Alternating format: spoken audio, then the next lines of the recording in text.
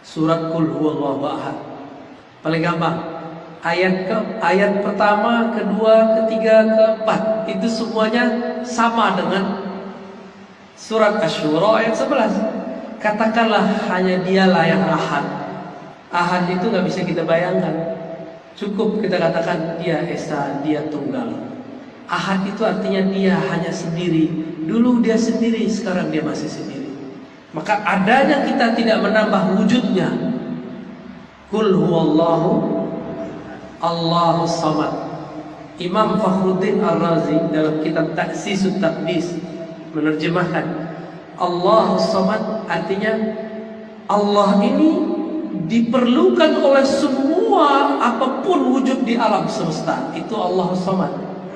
Allah lah tempat mengadu apapun yang ada di alam semesta. Allah tidak memerlukan alam, alam yang memerlukan Allah. Maka jika disebut Allah bersemayam di atas aras, bukanlah Allah memerlukan aras, tapi araslah yang memerlukan Allah. Paham ya di situ? Oke. Itu makna Allahus samad. Kalau terjemahan biasa Allahus samad, Allah tempat meminta, itu terjemahan biasa. Sekarang pakai tafsir dari ahli tafsir Imam Fakhruddin Ar-Razi, wafat tahun 606. Kata beliau apa tadi? Allahus samad, alam semesta bergantung, harapan, meminta, berharap, semua hanya kepada Allah. Jadi kalau baca Qul Huwallahu Ahad, Allahus samad, sampai gak makna itu kepada kita? Jangankan alam semesta ini ya, kita kan melihat keluar. Bahkan satu rambut pun tumbuh itu karena nur as-samad. Nur Allah as-samad baru bisa tumbuh ini Pak. Rambut satu helai ini. Kuku yang manjang, penyakit yang sembuh, semuanya karena Allahus samad. Kalau orang ngerti Allahus samad, dia nggak perlu jimat, dia nggak perlu penangkal, cukup dia wiridkan Allahus samad, Allahus samad. Allah tempatku bergantung, Allah tempatku curhat, Allah tempatku berharap, Allah lah sang penyelamat. Udah selesai di Allahus samad. Ahad itu pada zatnya, samad terhadap makhluknya. Ahad itu tauhid uluhiyah, samad itu tauhid rububiyah. Tapi beda dengan rububiyah sebelah. Tapi di buku saya menyebut ayat pertama dengan tauhid ahadiyah. Cuma bukunya belum dicetak Pak. Tauhid apa? Qul huwallahu ahad, tauhid ahadiyah. Apa itu tauhid ahadiyah? Allah mengesahkan dirinya sendiri. Hanya dialah sendiri. Allahus samad, Allah mengesahkan dirinya lewat makhluknya. Ya, kalau di dalam dunia tasawuf ada istilahnya Pak. Saya sebut istilahnya, tapi gak usah diterjemahin. Nanti kita bahas di lain waktu. Ada al-kasrah fil wahdah, itu yang pertama. Ada al-wahdah fil kasrah, itu as-samadiyah.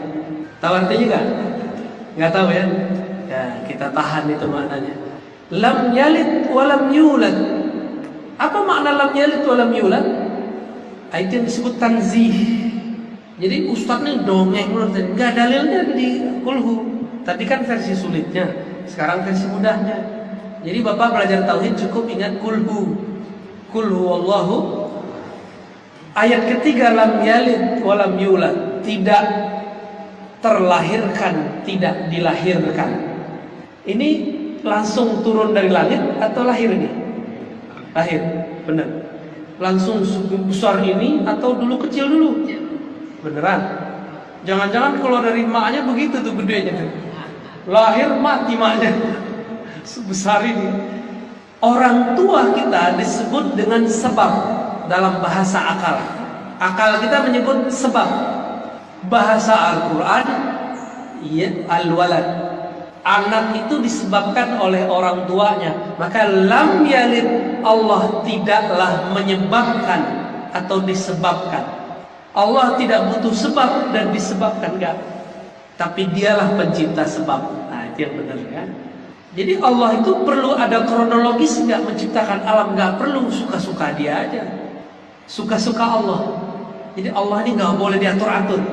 Yang boleh diatur cuma kita. Bahkan oleh takdirnya sendiri Allah tidak boleh dibatasi. Maka takdir itu juga terbagi dua. Ada takdir lauh mahfuz, ada takdir yang tidak terbatas. Itulah disebut takdir rahmah. Ar-Rahman 'alal 'arsy istawa, itu takdir rahmat.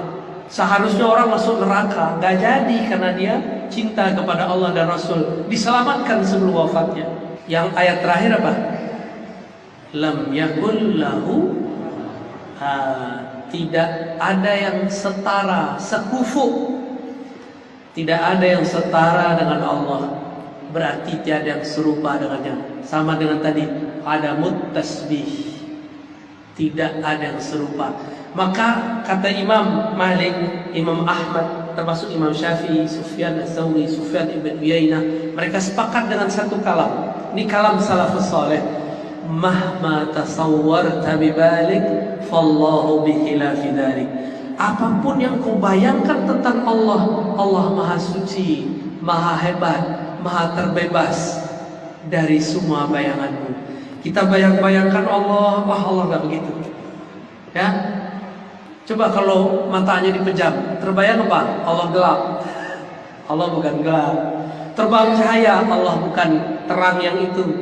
Terbayang aras, Allah di atasnya, bukan begitu. Terbayang turun, bukan begitu. Maka apapun yang engkau bayangkan tentang Allah, Allah Maha Suci, Maha terbebas dari persepsi. Itu yang disebut Subhanallah. Allah Maha Suci dari persepsi. Allah tidak perlu disucikan karena Dia Maha Suci. Gampang? Pas sampai di Qul Huwallahu Ahad lebih mudah nggak? Qul Huwallahu Ahad, tauhid apa tadi? Ahadiyah. Qul Huwallahu Ahad, Allahus Samad, Samadiyah. Istilah lainnya apa ahad? Uluhiyah. Apa arti uluhiyah dalam versi Ahlus Sunnah? Allah mentauhidkan dirinya sendiri dengan dirinya sendiri. Ahad namanya. Itu yang kita baca habis sholat. La ilaha illallah wahdahu la syarikalah. Tiada yang berhak disembah selain Dia. Dia hanya sendiri. Dia dulu sendiri, sekarang pun tetap sendiri. Yang kedua tauhid samadiyah atau tauhid rububiyah. Allah memuji dirinya, mengesahkan dirinya lewat makhluknya. Maka siapa saja makhluk yang diizinkan untuk mengesahkan Allah, berarti dia termasuk keluarganya Allah. Ahlullah. Beruntunglah orang-orang yang diizinkan mengesahkan Allah di kalbunya. Karena banyak di luar sana orang terjebak dalam menyerupakan Allah, menyekutukan Allah Subhanahu wa ta'ala. Yang ketiga, Allah tidaklah disebabkan, tidaklah bersebab. Dan yang keempat, tidak ada yang serupa dengannya. Boleh kita sebut dengan tauhid surat Al-Ikhlas. Inilah prinsip dasar akidah Ahlus Sunnah. Paling gampang pakai surat Terus sifat 20 di mana? Sifat 20 itu turunan dari Ahad, itu wujud. 20 sifat turunan dari As-Samad. Yang 19 berikutnya. Jadi satu wujud itu Ahad. Yang 19 dari As-Samad. Kenapa 20? Biar gampang, Pak. Tadi saya sebut 5 aja udah pusing. Ya, ini ulama kita bilang 20, lebih pusing lagi kan. Kalau ada waktu, umur panjang, sediakan whiteboard. Nanti saya jelaskan sifat 20 dengan mudah sekali, gak ada susahnya insya Allah. Kalau umur panjang, lain waktu insya Allah ya.